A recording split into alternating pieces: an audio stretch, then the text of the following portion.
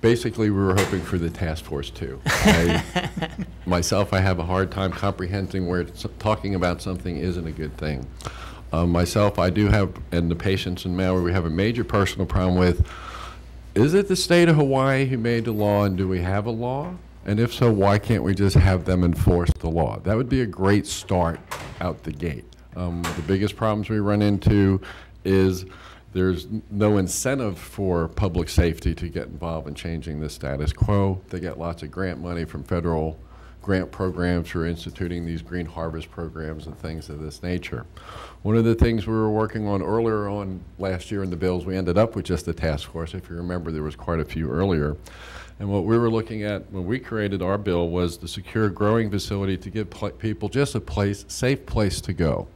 Now, on top of that, it would make it quite easy for law enforcement to know where it was, instead of having these little haphazard, is that a medical pot or not medical pot? So the secure facility, there's a couple good sides to it also. On top of that, the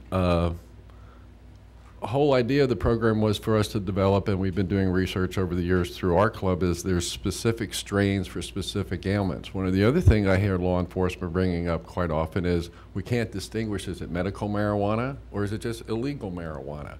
And there are specific strains that have been developed for specific ailments, and there's been a lot of research in that area.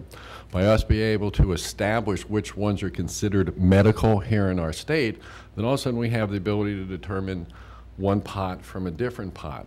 On top of that, there's technology out there today where we can even tell through isotopal technology if I grew it in Uapalakua or he grew it over in Paia. So there's many ways we can now get a hold on getting the people out of the black market. We were mentioning the word acquire earlier. 99% of the patients who come in my office think that means they're allowed to just go buy pot. That's what acquire means, just get it. It doesn't matter where they come from. The idea of setting up the secure growing facilities, as Ms. Litke mentioned earlier, a lot of times patients will show up in my office on Tuesday, I start chemotherapy on Thursday. You know, the you of the law and the meaning of the law is here to help these people. By creating an abundant supply of growing facilities, a patient could go in immediately that way, have a place to go, talk to qualified people, and get the medicine they need for Thursday. That's the part we'd like to see worked out for, why we're doing the secure growing facility.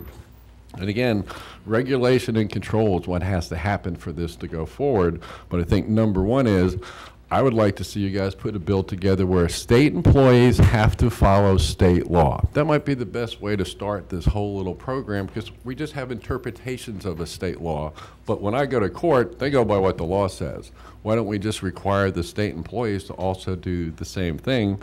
And I have been meeting with a few people in narcotics enforcement, and I think that's where I was sort of depressed today, that through dialogue, we can get change that everybody will work with.